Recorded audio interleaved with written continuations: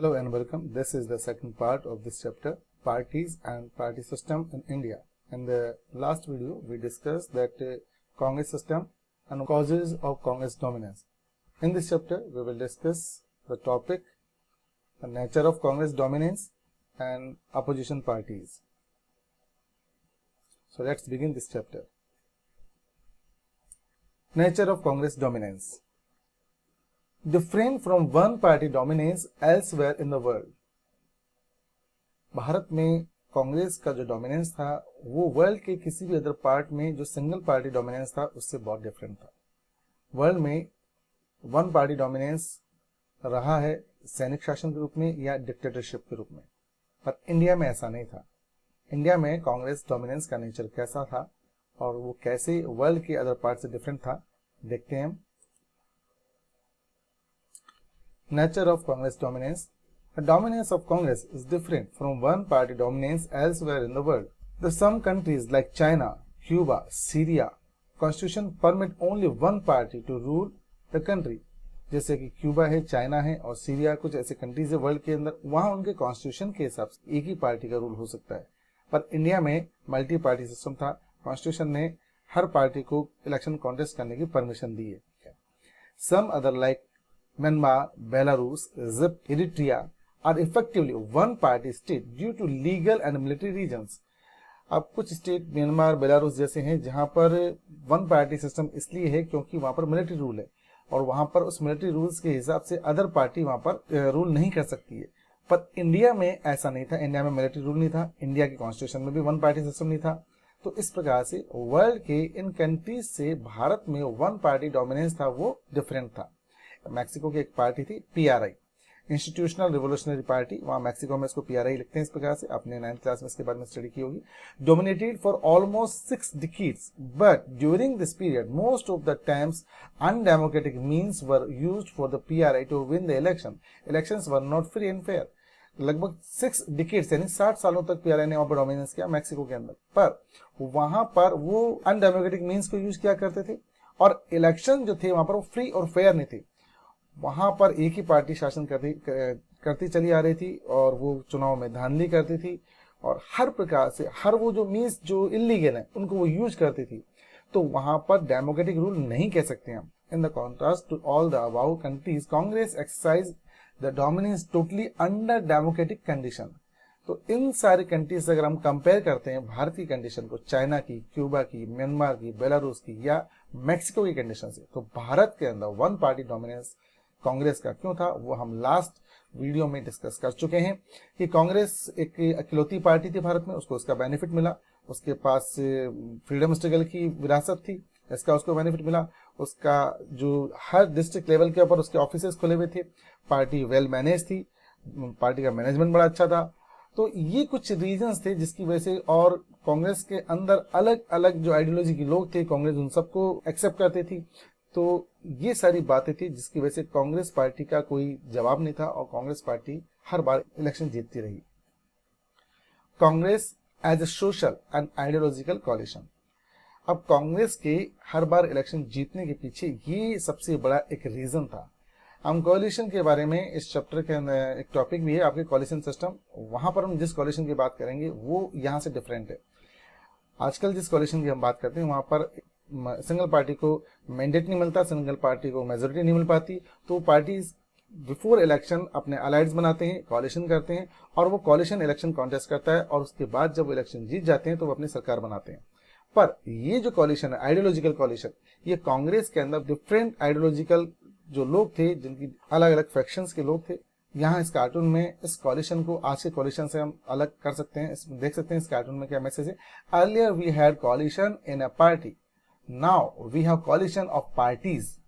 पहले एक पार्टी में कोalition हुआ करता था, पर अब डिफरेंट पार्टी के बीच में कोalition है।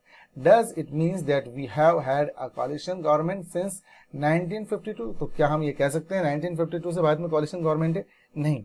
कोalition की जो एग्जैक्ट डेफिनेशन है उसके हिसाब से कोalition में डिफरेंट पार्टीज होती है। पर भारत में 1952 के अंदर अदर पार्टीज इतनी सक्षम नहीं थी कि वो कोalition करें और कांग्रेस को अगेंस्ट खड़ी हों। सबसे बड़ी पार्टी हम देख चुके हैं सीपीआई थी और सीपीआई भी हाईएस्ट 16 और 19 सीट्स जीत पाती थी इलेक्शन के अंदर।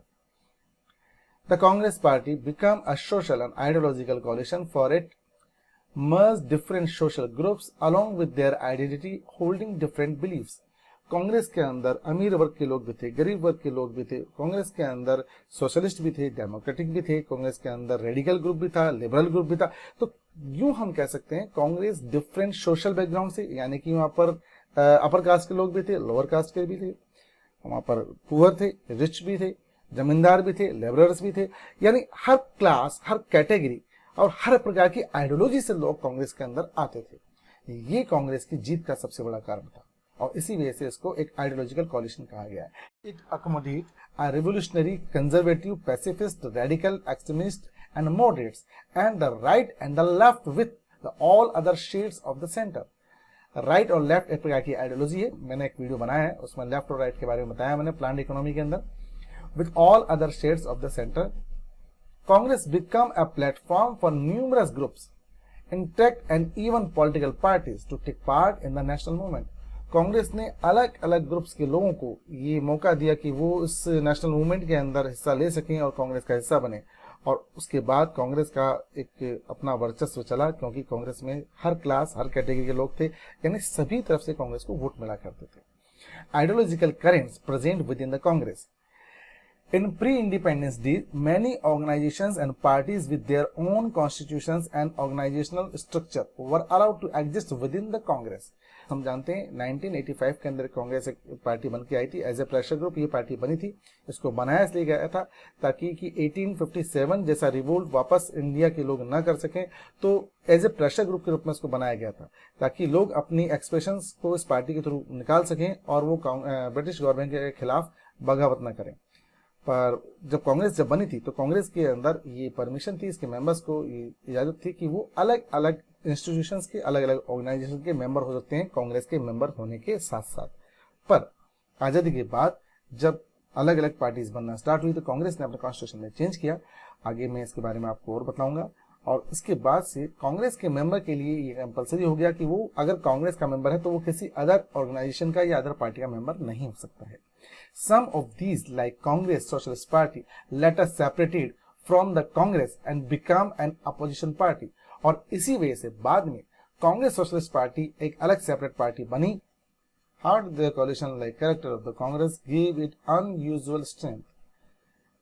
Firstly, a coalition accommodate all those who join it. It has to avoid any extreme position and strike a balance on almost all issues. किसी भी एक्सट्रीम पोजीशन को उन्होंने एक्सेप्ट नहीं किया, किसी एक्सट्रीम आइडियोलॉजी को उन्होंने एक्सेप्ट नहीं किया, और ये अपने डिफरेंट जो आइडियोलॉजीज थी, डिफरेंट जो लोगों की अकोमोडेट, चार अलग अलग जो लोगों की आइडियोलॉजीज थी उसके बीच में इसने अकोमोडेट करने का एक तरीका निकाला और एक्सट्रीम पोजीशन से इन्होंने हमेशा अवॉइड किया। Compromise and inclusiveness are the hallmark of a coalition. Compromise करना और किसी बात के साथ, एक ही बात के साथ ना जुड़ना, ये इस पार्टी का एक हॉलमार्क या कि एक विशेष चिन्ह था, जिसकी वजह से अलग अलग ग्रुप के लोग, अलग अलग फैक्शंस के लोग, आइडियोलॉजी के लोग कांग्रेस के साथ आते थे और जुड़ते थे। Secondly, in a party that has nature of coalition, there is a greater tolerance of internal differences and ambition of various group and leaders are accommodated. जो उसके अलग अलग आइडियोलॉजी के जो लोग आते थे, अलग अलग ग्रुप से जो लोग आते थे, उनको खुली इजाजत थी कि वो अपनी फीलिंग्स को एक्सप्रेस कर सकें और कांग्रेस ग्रेटर टॉलरेंस उस समय दिखलाती थी। और इसी वजह से, उस ग्रेटर टॉलरेंस की वजह से जो इसकी डिफरेंट आइडियोलॉजी के जो लोग थे, जैसे कि वहाँ पर लेफ्टिस्ट भी थे, वहाँ पर राइटिस्ट थे, वहाँ पर रेडिकल थे, वहाँ पर लिबरल थे, वहाँ पर सोशलिस्ट थे, वहाँ पर कम्युनिस्ट थे, सभी प्रकार के आइडियोलॉजी के लोगों को वहाँ पर रहने की परमिशन थी। और कांग्रेस में इतना जबरदस्त टॉलरेंस था और टॉलरेंस की वजह से किसी भी बात को जबरन नहीं लागू किया जाता था, सबकी बातें सुनी जाती थी। और ये कारण था कांग्रेस एक मजबूत पार्टी बनकर सामने आई। इसी वजह से कांग्रेस हर बार इलेक्शन जीतती रही। Group inside the parties are called factions. Party के अंदर जो ग्रुप हुआ करते थे उनको फैक्शन कहा जाता था। Factionalism become a strength of the Congress, और ये कांग्रेस की स्ट्रेंथ थी। Since there was room with in the party, the various faction are fight with each other. It mean that leader representing different interests and ideologies remained with the Congress rather than go out and form a new party. और इसी वजह से वो लोग आपस में ही party के अंदर ही रहकर एक दूसरे के साथ लड़ लेते थे, झगड़ लेते थे, अपनी बातों को बताते थे, दूसरों की बातें सुन लेते थे। कांग्रेस से बाहर निकल के अपनी आइडियोलॉजी की नई पार्टी बनाए तो उनको उस पार्टी में ही इतनी फ्रीडम थी कि वो अपनी बात कह सके। आज हम जानते हैं किसी भी पार्टी में इतनी फ्रीडम नहीं है। कोई अगर पार्टी की लीक से हटकर बात करता है तो उसको पार्टी से बाहर जाने के लिए कहा जाता है। In the next video we will discuss the next topic, emergence of opposition party. Thank you.